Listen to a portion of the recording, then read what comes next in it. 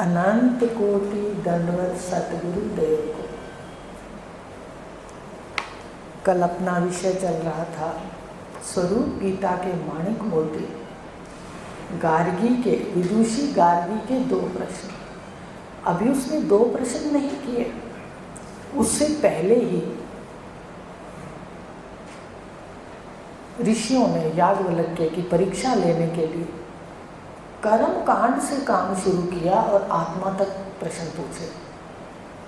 और अब उन्होंने आखिरी में ये पूछा कि जो सगुण ब्रह्म है ये साक्षात, तो इसका सर्वांतर कौन है, इसका अंतर्यामी कौन है? सगुण ब्रह्म है,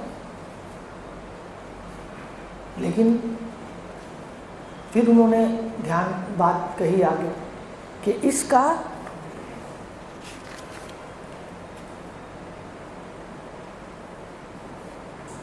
उन्होंने ये बता दिया था कि ये सर्वांतर जो है अपनी आत्मा है, ठीक है। अब वहाँ उसके बाद वचक्र सुता गार्गी उसने प्रश्न किए थे कि भाई सारा ओत प्रोत है जल से, फिर वो जल किससे है, फिर वायु किससे, ऐसे प्रश्न पूछते हुए उसने आखिर में आकर के ये कहा था कि जो ब्रह्मांड का आश्रय है, ठीक है, अब उसका आश्रय कोई है या नहीं। आश्रय का आश्रय पूछा था, तो ब्रह्मांड का आश्रय कौन है? सारे ब्रह्मांड का लय होकर के प्रलय होती है, तो प्रकाशक के अंदर, शुद्ध ज्ञाता के अंदर लय होता है, ठीक है। आप सुनने से आपको इसी शरीर में दर्शन हो सकते हैं। और पिंड का जब रात को लय होता है तो भी प्रकाशक नहीं होता है, प्रकाशक ही ज्ञाता है, शुद्ध ज्ञाता, केवल ज्ञान, ठीक है। तो अब उसने कहा कि भाई उसका भी कोई आश्रय है आगे। तो याज्ञवल्क्य ने सजग किया कि अति प्रश्न नहीं करने, जो शब्द से परे है, मन बुद्धि से परे है, सबका आश्रय है, उसको कौन जान सकता है? आप अपने आप को अपने आप से जान सकते हो, इंद्रियां नहीं जान सकती, क्योंकि आश्रय है, सबका पिता है, सबका आखिरी जानना है, ये हुआ था। तो गार्गी मौन हो गई। इसके पश्चात आरुणि उदालक ने प्रश्न किया था, ठीक है। क्या प्रश्न किया था कि भाई पातंजल की पत्नी आई और उसमें गंधर्व थे, आवेशित थी ना गंधर्व से, तो गंधर्व ने 2 प्रश्न पूछे।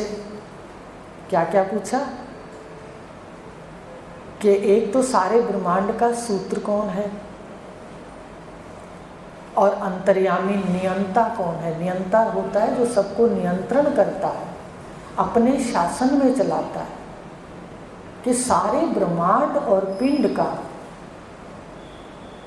सूत कौन है, जिसमें सारा ब्रह्मांड पिरोया हुआ है, जिसमें पिंड पिरोया हुआ है, और अंतर्यामी कौन है, इसका अंतर इसका कौन रहकर जानता है, ठीक है। 2 बात पूछी थी। तो उन्होंने कहा कि मुझे तो उन्होंने उत्तर दिया है। किसने कही ये बात? आरुणि उदालक ने, कि भाई मुझे तो गंधर्व ने बता दिया, पर याज्ञवल्क्य तुम अगर जानते हो तो मुझे बताओ, उसके बाद ये गाय ले जाओ। गाय ले गए थे ना वो घर, आश्रम के अंदर श्याम सरवा ले गया था। पहले इन 2 प्रश्नों के उत्तर दे दो। आरुणि उदालक ने कहा, अगर आप जानते हो कि सारे ब्रह्मांड पिंड का सूत कौन है, सूत्र कौन है, जिसमें सारा पिरोया है, और अंतर्यामी कौन है, तो गायों के अधिकारी हो। अगर नहीं जानते तो फिर मैं जानता हूँ, माने आप अधिकारी नहीं हो, फिर मैं जानता हूँ। फिर आप गायें तब ले जाओ, नहीं तो आपका सिर गिर जाएगा, माने अपमान हो जाएगा, और परा प्रकृति झूठ बोलने का दंड देगी। ऋषि याज्ञवल्क्य ने कहा, मैं दोनों के बारे में सब कुछ जानता हूँ। आखिरी तक जानते थे ना, तो कैसे विद्वान हैं। कर्म कांड का भी सारा जानते हैं, होता को कितने कितने प्रश्नों के उत्तर दिए, बाकी सारे आवेश आदि सबका वर्णन हो गया। अब कह रहे मैं दोनों को ही जानता हूँ इन प्रश्नों को। आरुणि ने कहा यह तो कोई भी कह सकता है कि मैं जानता हूँ। देखो क्या कहा, भाई यह तो सब कोई कह सकता है कि मैं जानता हूँ, पर जानते हो तो मुझे बताओ, ज्ञान देकर सिद्ध करो। भाई सिद्ध करो इस बात को कि आप जानते हो कि सारे ब्रह्मांड कैसे सुंदर चल रहा है, कौन सूत है इसका, किसने इसको पिरोया है, किसने इसको उस पर नियंत्रण किया है, कौन इसकी सर्व अंतर्यामी है, मुझे बता दो। तब याज्ञवल्क्य ने सूत्र के बारे में वर्णन किया। कभी सभी कहा, सभी लोक परलोक और सभी प्राणियों को एक सूत्र में वायु ही व्यवस्थित करके स्थित है। आपको तो बताया हुआ है कि पिंड के अंदर वायु को प्राण कहते हैं, तो सारे शरीर के अंग प्राणों से व्यवस्थित है। देखो हाथ आराम से बैठे हैं, पैर आराम से ढंग से काम कर रहे हैं, आंखें ढंग से देख रही हैं, कान है, आपका शरीर है। अगर ये प्राण शरीर से बाहर हो जाते हैं, विशेष वायु नहीं प्राण, विशेष को प्राण का है ना, वायु को, प्राण बाहर खड़े हो जाते हैं तो ये सारे अंग बिखर जाते हैं, ऐसे गिर जाता है व्यक्ति। हाथ कहाँ पड़ा है, पैर कहाँ पड़ा है, माने सारे अंग उसके बिखर जाते हैं। तो प्राण माने वायु, और ब्रह्मांड में भी वायु ने सारे लोगों को पिरो रखा है। आपको कल बताया था ना कि विशेष वायु अंतरिक्ष से ऊपर गुरुत्वाकर्षण शक्ति नहीं होती, वहाँ सामान्य वायु है, गुरुत्वाकर्षण शक्ति नहीं है। तो भीम की कहानी है कि हाथी फेंका था तो आज तक नीचे नहीं आया, ठीक है ना। लेकिन ब्रह्मांड जितना भी है, जितने भी लोक हैं, वो वायु के अंदर पिरोए हुए। तो कहा कि ये सारा इसका सूत्र वायु है। जैसे माला के मनकों को एक सूत्र में पिरो देने पर माला का अस्तित्व है। अब देखो अंतर्यामी की बात अगर लेते हैं तो माला का उदाहरण लिया कि माला के मणके तो दिखते हैं पर उसके अंदर सूत नहीं दिखता। दिखता है क्या? चाहे अंदर कैसे रंग का सूत है वो नहीं दिखता, पर माला के मणके दिखते हैं। ऐसे ब्रह्मांड तो दिखते हैं पर वो सूत नहीं दिखता जो अंदर है। तो कहा कि ये पिरोए हुए हैं, उदाहरण दे दिया माला का। उस माला में सूत टूट जाए तो माला के मणके बिखर जाते हैं, माला की सूत टूट जाता है तो मणके बिखर जाते हैं, प्राण टूट जाते हैं तो प्राणों की रील टूट जाती है ना, फिर वो मनुष्य के अंग बिखर जाते हैं, ब्रह्मांड में प्रलय हो जाती है। तो ये उन्होंने कहा। इसी प्रकार वायु ब्रह्मांड के लोकों को अपने आप में पिरोकर रखता है। यदि वायु अपने कारण में लीन हो जाए तो सभी लोक परलोक और प्राणी बिखर जाते हैं। देखो वायु आत्मा के का लिंग है, लिंग सदा देखो साथ होता है, कभी व्यक्त होता है कभी अव्यक्त। जैसे अग्नि में लिंग है धुआं, कभी तो व्यक्त है और कभी अव्यक्त है। आप सुषुप्ति में भी देख लो, कोई इंद्रिय आपके साथ नहीं जाती, जाती है मन जाता है, ना बुद्धि जाती है, ना इन आँखें कान, लेकिन प्राण होते हैं सुषुप्ति में, इसलिए उसको लिंग का व्यक्त है कभी अव्यक्त है। तो ध्यान से सुनते जाओ, इसका मनन करके मन मौन हो जाना चाहिए। हमें दूसरे को दिखाने के लिए ज्ञान नहीं है, तुम पहले साधक की श्रेणी में आओ। नियम जो पालन करता है वो सद जाता है अपने आप, क्योंकि मन उसका इधर जाना चाहता है और गुरु कहता है ये नियम है। नियम इसलिए होते हैं, इसलिए नहीं होते कि आपको कोई दंड दिया जाए या कुछ किया जाए, इसलिए होते हैं कि हम सब साधक बनते हैं। तो इस प्रकार ये जो सारा लोक परलोक है, ये प्राणों के वायु के लय होने से प्रलय होती है, और शरीर में प्राण आत्मा में लय होते हैं तो उस समय शरीर की प्रलय हो जाती है। अर्थात लय को प्राप्त हो जाते हैं हम हमने शरीर प्राणियों के शरीरों को भी देखा है। जब तक देह में प्राणवायु है, शरीरों के अंग व्यवस्थित हैं। प्राणवायु बाहर है तो प्राण अंग इधर उधर अव्यवस्थित हो जाते हैं और गिर भी जाते हैं। देखा ना, जहाँ हाथ ऐसे करो तो नीचे गिर जाता है, पैर ऐसे करो तो नीचे गिर जाते हैं, और अगर कोई खड़ा है तो धड़ाम से गिर जाता है। देखो कैसा सुंदर उसने शरीर बनाया है। अरे कभी उसमें डूबना चाहिए। आपको भजन बोलते हैं ना, इसके आश्रय में खो जाओ, क्षण क्षण में शरीर के आश्रय में खो जाओ। ये घर पे किया करो, लेकिन अगर श्रवण नहीं करोगे, युक्तियाँ नहीं लोगे, कैसे खोओगे बताओ? आसान थोड़ी है। नचिकेता को तो कह दिया, सूरस्य धारा, सूर्य की धार पर चलना है ज्ञान लेना। निष्ठा दुरत्या दुर्गम पथस तत्कव्यो वदंती, कैसे कह दिया उन्होंने। तो एक शरीर की रचना देखो। अब देखती हूँ कैसे अंदर कैसे व्यवस्थित किए हैं। एक पुर्जा खराब होता है, सारे शरीर की व्यवस्था ही अजीब हो जाती है।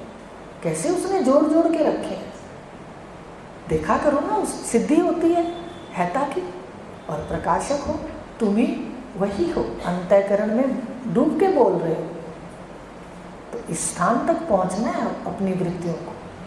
तो बता रहे हैं कि जैसे माला का सूत्र टूट जाने पर मोती बिखर जाते हैं, सारे विश्व को पिरोने और व्यवस्थित करने वाला वायु है, सबका सूत्र है।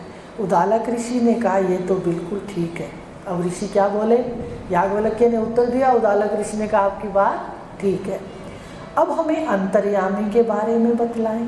तब ऋषि याज्ञवल्क्य बोले, हे आरुणि, जो पृथ्वी में संव्याप्त है, स्थित है, पृथ्वी जिसका शरीर है, देखो धीरे धीरे लाएंगे, ये सारे तत्व उस आत्मा के शरीर है। पृथ्वी जिसका शरीर है वो पृथ्वी को जानता है, पर पृथ्वी जड़ होने पर उसको नहीं जानती। पृथ्वी को जानता है, कैसे पृथ्वी में बीज डालो, जानकार बैठा है। आप भूल जाओगे कि ये नींबू का बीज है कि मौसमी का बीज है, ऐसा। लेकिन आप पृथ्वी को दे दो, जानकार आपको बता देगा। अंदर जानना है सामान्य, एकदम पृथ्वी में से वो ही निकलेगा। वो वहाँ नींबू लग जाएंगे और वहाँ मौसमी लग जाएंगे। तो पृथ्वी नहीं जानती उसको, पर वो पृथ्वी को जानता है।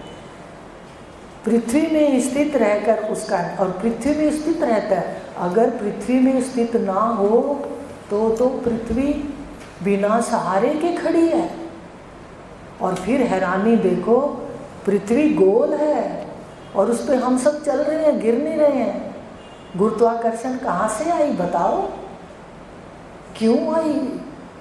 वो नियंता है, वो ज्ञान स्वरूप है। उसको पता है कि गोल पृथ्वी पर ऊपर नीचे चलेंगे पर गिरेंगे नहीं। कितनी सुंदर बुद्धि मिली है हम सबको। तमेव शरणम गच्छ, भगवान कह रहे हैं सर्वभावेन भारत। अहम तो सर्व पापेभ्यो मोक्षयिष्यामि मा शुचा। तू सोच मत कर, बस मेरी शरण आ जा। आत्मा की शरण का, भगवान के रूप की शरण, यशोदा के, देवकी के पुत्र की शरण की बात नहीं करी। अहम आत्मा आश्रय, उसकी शरण कहा। तो विचारणीय विषय है। कर्म कांड के लिए अलग प्रश्न है, उत्तर है, और स्थिति के लिए अलग है। तो कहा कि पृथ्वी को नियमन करता है, नियंत्रण करता है।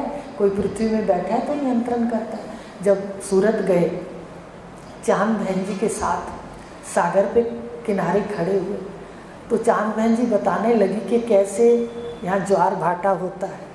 मेरी वहाँ आंखें भर गई। मैंने कहा देखो जल में वो आप ही तो बैठा है, उसको पता है आज इस रात को मैंने यहाँ तक जाना है। तो उन्होंने लाइनें लगा रखी थी सूरत में, जो थे ना रहते होंगे वहाँ। तो उन्होंने कहा देखो यहाँ तक आता है पानी। पता नहीं उन्हें कौन सा दिन बताया, मैं भूल गई, पूर्णमासिया को। उनका देखो कैसे इस जल में भी बैठा है कि यहाँ से आगे नहीं जाना। नियंता है कि नहीं है बताओ? अगर जल 10 गुना बड़ा है पृथ्वी से, और पृथ्वी बिना सहारे के खड़ी है, अगर जल अपना नियंत्रण उसमें बैठा हुआ जो है खो दे, नियंत्रण ना करे, तो जल तो पृथ्वी को ले डूबेगा। 10 गुना शक्तिशाली है पृथ्वी से और 10 गुना व्यापक है शास्त्रों में। तो बताइए, तो ये नियंता पृथ्वी में भी है, वह दूसरा कोई और नहीं है, तुम्हारा आत्मा अविनाशी और अंतर्यामी। उधर ब्रह्म अंतर्यामी है और इधर जो पृथ्वी का शरीर है इसमें अंतर्यामी कौन है? तुम्हारा आत्मा अविनाशी। जल जिसका स्थूल शरीर है, जल, अभी आपको जल का उदाहरण तो दे ही दिया सागर का। आप देखते हो जब अब गए थे, जब बाद में दूसरी बार फिर गए थे तो सागर स्नान करने गए तो मल्हाड़ के बीच पर 6-6 फुट ऊंची शेषनाग के दर्शन किए। ऐसी जल ऊपर उठ के शेषनाग की तरह आता था और आनंद बहुत आता था। तो देखा कि कैसे वो नियंता है, कैसे उसका नियंत्रण कर रहा है, कैसे वो उसको पता है कि जल को कहाँ तक ले जाना है, कहाँ तक आना है। तो जल में भी नियंत्रण आत्म ब्रह्म सत्ता का है। जल जिसका में रहकर जो नियंत्रण करता है वही आत्मा अंतर्यामी अमर है। इसी तरह याज्ञवल्क्य ने अंतर्यामी नियंता के विषय में वर्णन करते हुए कहा, अग्नि में जो निवास करता है उसका नियमन करता है। देखो सूर्य चांद आदि अगर अपनी मर्यादा छोड़ दें, सूर्य आग का गोला है, पढ़ाते हैं साइंस के अंदर, पढ़ते हो, आग का गोला है। अरे भाई गोला है तो एक जगह पर कैसे खड़ा है? आप कहोगे उसमें गुरुत्वाकर्षण शक्ति वहाँ नहीं है। भाई कुछ भी है, कोई नियंत्रण तो है ना किसी का, तभी बना है। नहीं तो गोला अगर बिखर जाए तो सारी पृथ्वी को, सबको जला दे, इतनी अग्नि है उसमें। तो इस प्रकार अग्नि में बैठकर जो अग्नि का नियंत्रण करता है, अग्नि को जानता है पर अग्नि उसको नहीं जानती। केन उपनिषद के अंदर ये सब कुछ है, पढ़ा है केन उपनिषद, उसमें सब कुछ है। जो अंतरिक्ष में निवास करता है, अंतरिक्ष का नियंत्रण करता है, उसको जानता है पर अंतरिक्ष उसको नहीं जानता। अग्नि भी नहीं जानती, अंतरिक्ष भी नहीं जानता, जल पृथ्वी भी नहीं जानती। वो तुम्हारा आत्मा है, वो वायु में रहकर उसका नियमन करता है। देखो वायु में भी आप रहता है। अगर वायु अपनी मर्यादा छोड़ दे तो ब्रह्मांड को ही उलट पुलट कर दे। इसलिए सब में नियंता बैठा है, वो सत्ता है, ब्रह्म सत्ता, आत्म सत्ता। आत्मा ही ब्रह्म है, प्रकाशक सत्ता। ये तो विशेष है प्रकाशक, अंतःकरण वाला बोल रहा है। इसलिए बताया था ना कि ये परिचिनता में बोल रहा है। जो ब्रह्म का चौथा पाद बताया था 16 कलाओं में, आयतनवान बताया था। आयतन तो ये आयतनवान दायरों के अंदर बैठे तुम बोल रहे हो, ये छोड़ करके तुम वही प्रकाशक, वह तेरा आत्मा है। द्युलोक में भी, द्युलोक को नियमन करता है, अंतर्यामी है, वे तेरा आत्मा है। सूर्य में, दिशाओं में, चंद्रमा में, आकाश में संव्याप्त है। देखो व्याप्त भी है और प्रकाशक भी है, दोनों बातें। आपको मंत्र बताया था, सर्वतो पाणिपाद बताया था, तत् सर्वतो अक्षि शिरोमुख। माने अपन कई बार साधारण भाषा में कहते ही हैं कि परमात्मा तेरे अंग और संग। अंग में भी व्याप्त कौन है? यही नियंता। और संग प्रकाशक भी कौन है? तो कैसे, वैसे तो साफ साफ कहते हैं तो अंग, परमात्मा आपके अंग संग, तो अंग भी है और संग भी है।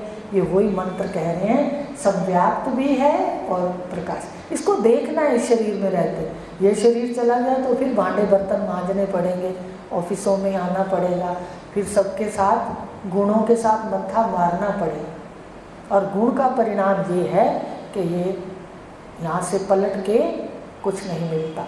ये लिख लो डायरियों में, ठीक है, चाहे कब समझ आ जाए। इसलिए सदा दूसरों के लिए समय नहीं देना। तो कह रहे हैं कि नियमन करने वाला अंतर्यामी आत्मा है। अब आकाश में भी संव्याप्त है और अंधकार में भी संव्याप्त है। सुषुप्ति में आपके सामने क्या होता है? अंधकार होता है सुषुप्ति में अंधकार। कुछ पहचान भी करते जाओ, पर आप सुषुप्ति को भी देखते हो प्रकाश पे, तभी तो सुबह आकर कहते हो कि बड़ी गहरी नींद, मुझे कुछ पता ना चला। तो वो जो सुषुप्ति का अंधकार है उसमें भी प्रकाशक है। आप कहोगे क्या लक्षण है, कैसे मान लें प्रकाशक है? तभी तो स्फुरना होती है। वहाँ कुछ नहीं है फिर भी स्फुरना है, वो फिर जागृत में आ जाती है। क्रिया उसमें हो रही है, क्रिया चेतन की, तो वहाँ भी चेतन व्याप्त है, अंधकार में भी व्याप्त है, तेज में भी रहता है, भूतों में भी व्याप्त है। ये सब उसके शरीर हैं। जितना भी ब्रह्मांड है सारा क्या है? उसका शरीर है। वह इन सबको जानता है पर ये उसको नहीं जानते। वह इनमें रहकर इन सब का नियंत्रण करता है। वह तुम्हारा अंतर्यामी आत्मा नश्वर है। यहाँ तक ऋषि याज्ञवल्क्य ने सारी आदि भौतिक, ये सृष्टि जो है वो भूतों वाली, सारी भूतों से बनी है ना। ये शरीर किससे बने हैं? 5 भूतों से। सारी सूर्य, चंद्र, लोक बताए थे ना, 7 लोक जो हैं, भू भुआ स्वा जना तपा महा सत्यम, ये 7 लोक ऊपर के हैं। फिर पताल अतल ये नीचे के हैं, पताल तमोगुणी लोक। तो जितने लोग हैं ये सारे के सारे आदि भौतिक हैं। आदि भौतिक पढ़े थे ना, आध्यात्मिक, आदि भौतिक, आदि दैविक। तो आध्यात्मिक तो इंद्रिया मन आदि है, आदि भौतिक दृश्य जगत है। तो सारे लोग आदि भौतिक हैं, भूतों से बने। इसको आत्मा का शरीर बताया। आत्मा इसको ओढ़ करके बैठा, प्रकट है। इसमें बैठा आप है पर दिखते शरीर है। आप बता दो मुझे, आप तो नहीं दिख रहे पर आपका शरीर दिख रहा है। आप तो मुझे सतगुरु की कृपा से दिखे कि शरीर में जो सत्तावान है वो आंखों में बैठा है, अक्षी पुरुष है। ये तो मेरे सतगुरु की कृपा है कि गुणों को इधर भी छोड़ दो, इधर भी छोड़ दो, आप भी हो। देखो संग करते रहोगे तो बहुत साधारण है। इसको जो देखता है, कल सुना था कि तीनों ऐषणाएं छूट जाती हैं। और उपनिषद कहते हैं यद इच्छति तस्य तत्, कि जो ऐसा देख लेता है, जान लेता है, वो जो इच्छा करता है, संकल्प जिसका होता है पूरा होता है उसका। ये कहा है। हम ऐसे इतना भाग रहे हैं, ये कर लें, पाठ पूजा ये कर लें, हमारी इच्छाएं पूरी हो जाए। और भगवान कृष्ण और उपनिषद क्या कहें? सिर्फ जानने मात्र से आपको मिलेगा और मिलता है। लेकिन उसमें तो हमारे पाप पुण्य साथ साथ बनते हैं। देखो मनन का विषय है ये, क्योंकि ये विद्या स्वीकार तभी करनी है मनन करके, कहना नहीं मानना। कह दिया और आपने मान लिया, आप जानो इसको। तो ये आदि भौतिक जगत है, पर इसको किसने धारण कर रखा है? आत्मा ने। शरीर, उन्होंने इस ज्ञान के माध्यम से यह प्रतिष्ठित कर दिया कि संपूर्ण आदि भौतिक सृष्टि जड़ है। शरीर क्या होते हैं? जड़। तो सारा ब्रह्मांड क्या है? शरीर कह दिया ना आत्मा का, तो फिर ये भी जड़ है, सारा ब्रह्मांड जड़ है। पर देखो किसकी सत्ता से चल रहा है? चलता तो आत्मा की सत्ता से है ना। देखो तभी तो बताया था तत् एजति तत् न एजति। चलता किसकी सत्ता से है? ये सत्ता परमात्मा ब्रह्म की सत्ता से, आत्मा की सत्ता से चलता है। इन शरीरों को धारण और नियंत्रण करने वाला आत्मा चेतन है। सृष्टि जड़ है और चलाने वाला चेतन। आप बताओ आपका पिंड किसकी सत्ता से चलता है? आपकी सत्ता से। आप हो तो देखो हाथ है, पैर है, सब काम कर रहे हैं। पर हमारा जो मन है ना, ब्रह्मा जी, मन ब्रह्मा जी का है। और ये उल्टा है, शीशा है ना तो उल्टा दिखाता है, ये टेढ़ा है। तो इसके 2 विकार हैं, हिल भी रहा है और उल्टा भी दिखाता है और साफ भी नहीं है, मैला है। तो इस प्रकार ये जो ब्रह्मा जी का पुर्जा बैठा है, ये हमारे को माया की ओर ले जाता है। क्योंकि माया का है ये पुत्र मन, अपना कहाँ ले जाएगा? सारे अपने ही तो घर में ले जाएगा। आप देखो, आपकी कोई दुकान है या आपका कोई कारोबार है, कोई खरीदने आए तो किसको आप अच्छा बताओगे? अपनी चीज़ को, और अपनी ही दुकान पर ले जाओगे। ऐसे मन सदा इधर ले जाएगा, माया की ओर, और गुरु के शब्द विवेक वाले अपनी ओर ले जाए। तो ये युक्तियाँ जान लो, इसकी बीमारी जान लो, आप पहचान लो, बस उस समय ठीक कर लो अपने मन को, इसको शब्द दे दो चला करके बस। तो कहा आत्मा नियंत्रित सबका नियंत्रण करता है, यह प्रतिष्ठित किया है याज्ञवल्क्य ने। उदालक ऋषि से कहा कि जो प्राणों में स्थित है, प्राण जिसका शरीर है, प्राण उसको नहीं जानते। प्राण जानते हैं, सुषुप्ति में प्राण चल रहे होते हैं। आपके घर कोई आ गया, प्राण नहीं जानते, लेकिन आप जानते हो। आप जब प्राणों से मन में आते हो, आप विशेष रूप से भी जानते हो कि कौन आया कौन गया, पर मन के सो जाता है तो आप विशेष जानना बंद हो जाता है। तो इस प्रकार कहा कि तुम ही जानते हो, प्राण नहीं जानते। प्राणों में संव्याप्त रहकर प्राणों को नियंत्रण करता है अंतर्यामी, अनश्वर और प्राणों को नियंत्रण करने वाला तुम्हारा आत्मा है।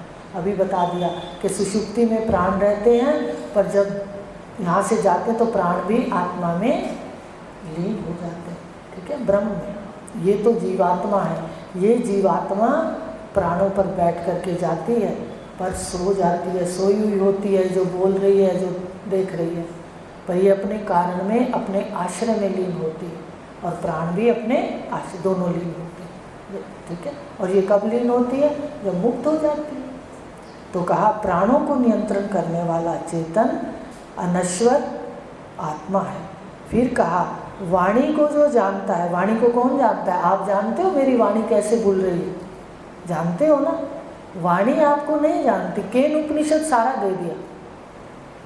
वाणी आपको नहीं जानती, पर तुम वाणी को जानते हो। वाणी जिसका शरीर है, वाणी उसको नहीं जानती। वाणी जड़ है, तुम चेतन हो। आँखों में विराजमान है, नेत्र इंद्रिय जिसकी देह है। नेत्र में जो बैठा है, आँखों में, आँखें क्या है? इसका आपका आसन है। आप यहाँ बैठ करके पूरे का पूरा व्यवहार करते हो। देखो, आपका आसन इतना असंग है कि आँख में थोड़ी सी चीज़ आ जाए, आप उस वक्त निकाले बगैर जान आपकी खुश नहीं होगी। तो आप कितने असंग होंगे? आपका आसन ही इतना असंग है, नेत्र, आप कितने असंग होंगे? तो ये बात कह रहे हैं कि जो नेत्रों में विराजमान है, नेत्र इंद्रिय जिसकी देह है, वह नेत्रों को जानता है। कौन जानता है नेत्रों को? आज मनन करना। इंद्रियों को कौन जानता है? वो सच है। ये तो धोखा है माया का। माया सारे प्राण मन इधर लगवा देगा, याद रखना। तो बताया कि ये जितना भी नेत्र इंद्रियां हैं उसको नहीं जानती, वह तुम्हारा आत्मा है, अंतर्यामी नियंता है।